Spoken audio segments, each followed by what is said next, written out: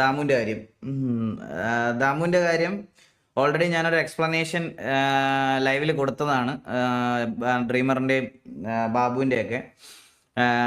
ദാമുവിൻ്റെ കാര്യം പറയാനാണെങ്കിൽ ലൈക്ക് ഞാൻ എനിക്ക് ടി വിയിലെ എല്ലാ മെമ്പേഴ്സും ഒരുപോലെയാണ് എന്നുവെച്ചാൽ, ബട്ട് സ്റ്റിൽ എവിടെയൊക്കെയോ എനിക്ക് കുറച്ച് പേഴ്സണൽ ഫേവറേറ്റ്സ് ഉണ്ട്. അതിൽ ഒരാളായിരുന്നു ദാമു. അപ്പം എനിക്ക് അതൊരു ഭയങ്കര ഹാർഡ് ഡിസിഷൻ ആയിരുന്നു. ബട്ട് സ്റ്റിൽ ഞാൻ പറയണമെന്ന് വെച്ചാൽ കേസ് ഞാൻ പറയല്ലേ, ഇപ്പം എനിക്ക് ഒരാളുടെ അടുത്ത് ദേഷ്യമാണെന്നുണ്ടെങ്കിൽ, അല്ലെങ്കിൽ അത്രയ്ക്കും മറ്റേ എനിക്ക് അവൻ്റെ അടുത്ത് ഇതാക്കണം എന്നുണ്ടായിരുന്നു, നേരെ വന്നിട്ട് അവനെ പറ്റി അവൻ ചെയ്തതാണേലും എന്ത് കാര്യമാണേലും നേരെ വന്ന് വിളിച്ച് പറയാമായിരുന്നു. പക്ഷെ എനിക്ക് അവൻ്റെ അടുത്ത് അവനെ അത്രയും കൺസേൺ ചെയ്ത നല്ലൊരു ചെക്കനാ. അപ്പം പിന്നെ കൊച്ചുകുട്ടിയും കൂടെ ആണ് അവൻ. ലൈക്ക് 19 വയസ്സിന് താഴെ എന്തോ ഉള്ളു അവന്, 17-18 വയസ്സോ എന്തോ ഉള്ളൂ. അപ്പം എനിക്കാണെങ്കിൽ അവനെ അങ്ങനെ മറ്റേ ഹാർഡായിട്ട് പറയാനുള്ള ഒരു ഇതുമില്ല. And he did a mistake. പക്ഷെ അത് എനിക്ക് അക്സെപ്റ്റബിൾ അല്ലായിരുന്നു ഒട്ടും.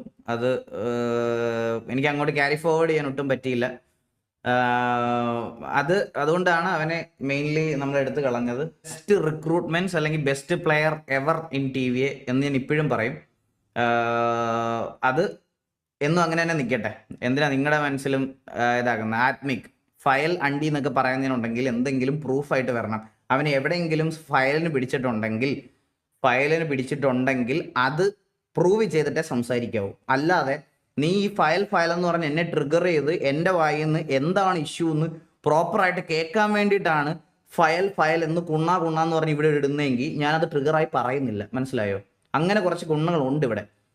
ഫയൽ എന്ന് പറഞ്ഞിട്ട് നമ്മളെ ട്രിഗർ ചെയ്തിട്ട് എന്തിനാണ് എന്ന് ഞാൻ മറ്റേ ദേഷ്യപ്പെട്ടെന്നാലും പറയല്ലോ, ഫയലൊന്നും അല്ലടാ അവൻ എന്നെ അത് എന്ന് പറഞ്ഞ് ഞാൻ വിളിച്ച് പറയുമെന്നാണ് നിന്റെ വിചാരം എന്നുണ്ടെങ്കിൽ അത് നിന്റെ ഒരു വല്ലാത്ത പ്രശ്നമാണ്. മനസ്സിലായോ?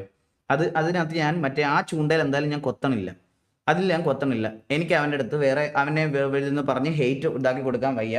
ആൻഡ് അപ്പോൾ മൈ മദർ പ്രോമിസ്, അതൊരു ഫയലും ഇതൊന്നും അല്ല.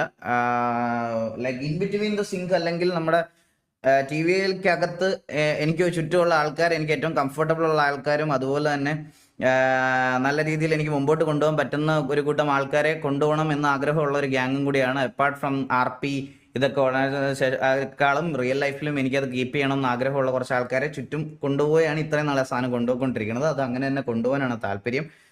ആൻഡ് വെറുതെ അവൻ്റെ വേറെ കാര്യങ്ങളിലൊക്കെ ഡ്രാഗ് ചെയ്യണ്ട. ലെറ്റിം അവന് ഇഷ്ടമുള്ള ഗ്യാങ്ങിന് വേണ്ടി കളിക്കട്ടെ. ലെറ്റിം പ്ലേ. അപ്പം സ്ക്രിപ്റ്റ് എഴുതുന്ന ആള് നിന്റെയൊക്കെ മുമ്പിൽ നടക്കത്തില്ല എന്നിട്ട് തന്നു. ശരി.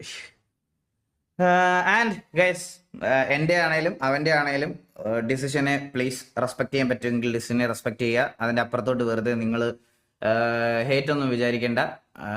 ചിലപ്പം മേ ബി എനിക്ക് അത്ര ഇഷ്ടപ്പെട്ട ഒരാളുടെ സൈഡിൽ നിന്ന് അങ്ങനത്തെ ഒരു ആക്ട് ഉണ്ടായതുകൊണ്ടായിരിക്കും എനിക്ക് ഇത്രയും ഹേർട്ടായത്. മേ ബി ചിലപ്പോൾ എപ്പോഴെങ്കിലും നാളെ എനിക്ക് തോന്നുവാണെന്നുണ്ടെങ്കിൽ ഞാൻ അവനെ വിളിക്കുമെങ്കിൽ അവൻ തിരിച്ചു വരുമെന്നുണ്ടെങ്കിൽ നമുക്ക് എപ്പോഴെങ്കിലും എനിക്ക് അങ്ങനെ ഒരു മനസ്സ് മാറി എനിക്ക് അങ്ങനെ ഒരു ഡിസിഷൻ എടുക്കാൻ തോന്നിയാൽ ഞാൻ അവനെ തിരിച്ചു വിളിക്കും. അന്ന് അവന് വരാൻ താല്പര്യം ഉണ്ടെങ്കിൽ അവൻ വരട്ടെ. അല്ല, ഇപ്പം ഞാൻ എന്തായാലും അതിനോട് മെൻ്റലി അഡാപ്റ്റീവ് ആവാൻ എനിക്ക് പറ്റത്തില്ല. അതുകൊണ്ട് കുറച്ച് ഇത് വേണമെന്നേ ഉള്ളൂ. സോ അതങ്ങനെ പോട്ടെ. അപ്പം ഇന്നത്തെ കോണ കഴിഞ്ഞു, എത്രയേ ഉള്ളൂ. ആൻഡ് നമുക്ക് കുറച്ച് ദിവസമായി സിറ്റിയിലൊക്കെ കയറിയിട്ട് 3-4 ദിവസത്തെ ബ്രേക്ക് ആണെന്ന് എനിക്കറിയാം.